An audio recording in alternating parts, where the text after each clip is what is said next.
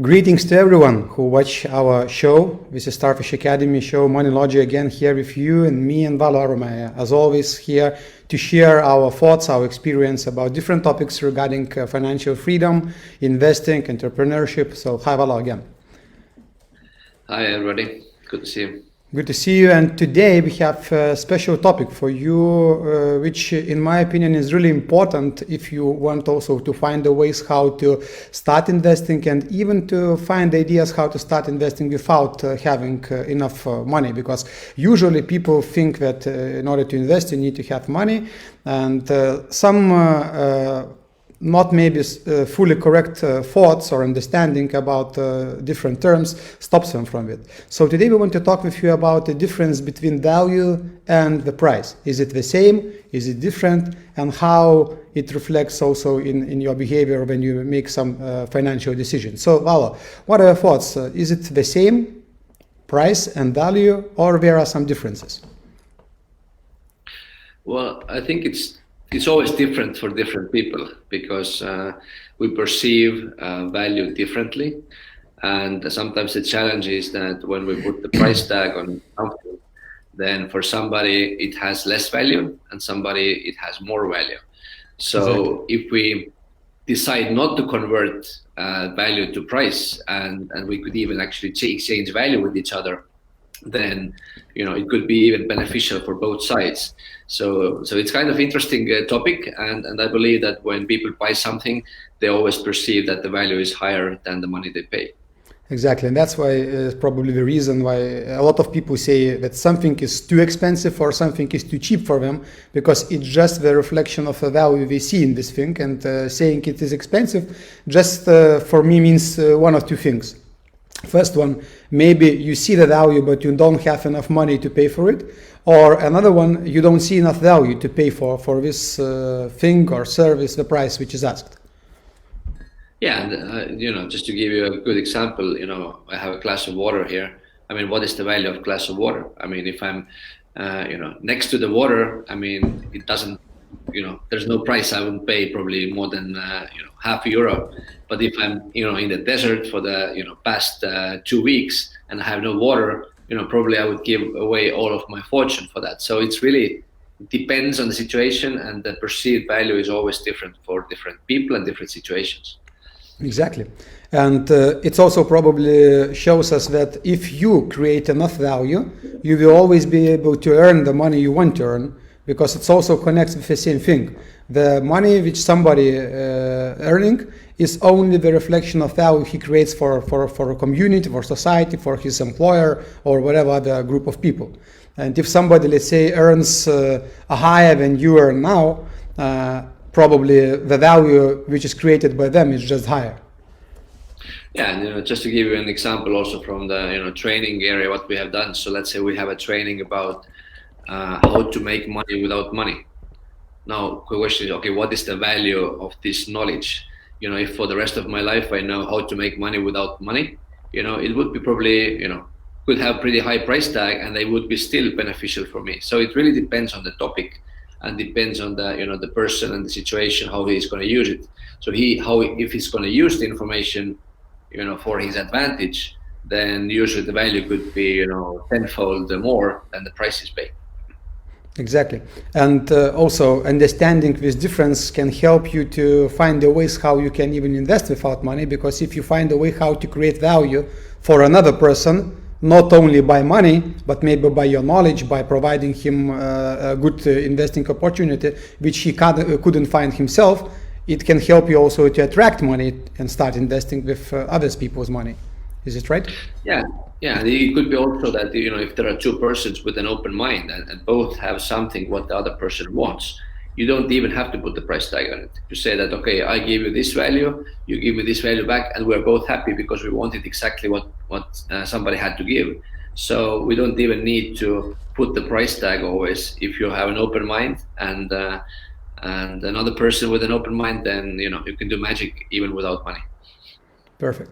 So what would be the suggestion for those who now get a bit better understanding about this difference?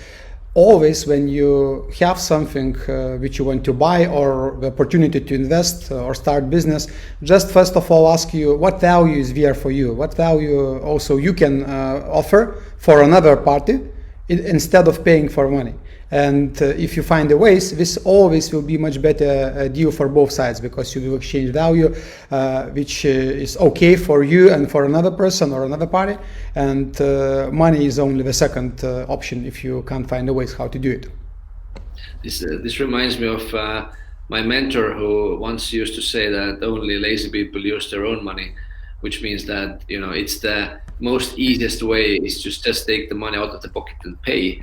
But if you are more creative and you're thinking out of the box, then you can actually find quite the creative ways, how to get the value but not pay money for that. Indeed. And this is basically what is always happening in business world and investing world. There is always deals where people find a way how to create value for each other, and money is not only the solution. Not always a solution. So talking about this, we also want to touch one important term in our Starfish vocabulary part of a show, which also defines exactly the ways where you can invest this money, and like we discussed today, not always using your own money or not always using money at all. So this is asset class. What does it mean, asset class?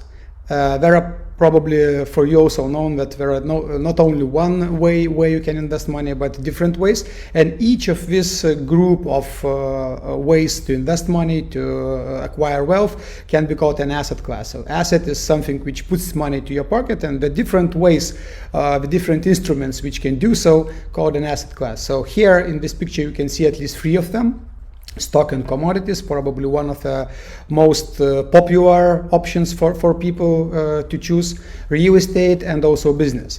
And on the right side of the picture you can also see an arrow pointing up, which means that with each of this asset class, the requirement for your financial intelligence also grows. If you want to just limit yourself with stock and commodities, you will need much lower financial intelligence than if you want to create your own business or invest more creative ways to real estate. What are your thoughts about this, Valo? Is it really true that going up with all these asset classes you need more and more financial intelligence, and why it's so? Yeah, I think definitely all asset classes need a certain level of financial intelligence. But as we go, the real estate and the business, it probably needs definitely more understanding, because it gets more complex.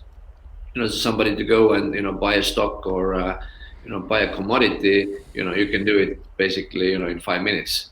But to start the business and grow a business and make profit with the business, it definitely takes much more effort, much more intelligence, and it's definitely more complex. So yeah, I agree with that totally.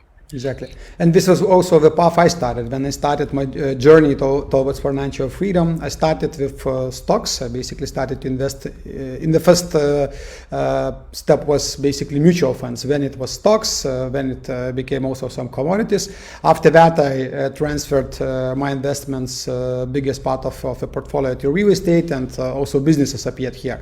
So the journey was exactly the same. As soon as my financial intelligence was going up, I was also looking for another ways to invest my money and go to more other asset classes like real estate and business. Yeah, and also it definitely does not mean that those who are doing stock and commodities are less intelligent. It just requires more to do some creative real estate deals or build really international business. So as you mentioned it, I also looking back, I made my also first investment to stocks, and then I bought my first real estate, and now I'm all into the business. So and actually you will keep all this free as you go as well. Even if you decide to go higher and invest your time to build a business, then still real estate is there and stock and commodities is there. Exactly. So basically, it seems that the main journey is pretty much the same for us. And of course, like Valo said, that it's not about your intelligence as a person. It's just about the financial knowledge which can allow you to find more creative ways to invest to these asset classes. And just real estate and business have more different ways where you can attract money, not only invest with your own money. So these are the topics we wanted to share with you today. And if you have any suggestions for us, what would be valuable for you and you would like us to discuss in our upcoming next shows, just comment below the show. Also, you can always find our previous shows in our YouTube channel, as well as Starfish Academy Facebook page and Instagram. So watch these shows on any channel you like, and comment below, like the shows, share it with your friends if you feel that this can be valuable for you. And we will be there to share our knowledge, to share our experience with you, and to help you also to find the better ways and more efficient ways to go towards financial freedom.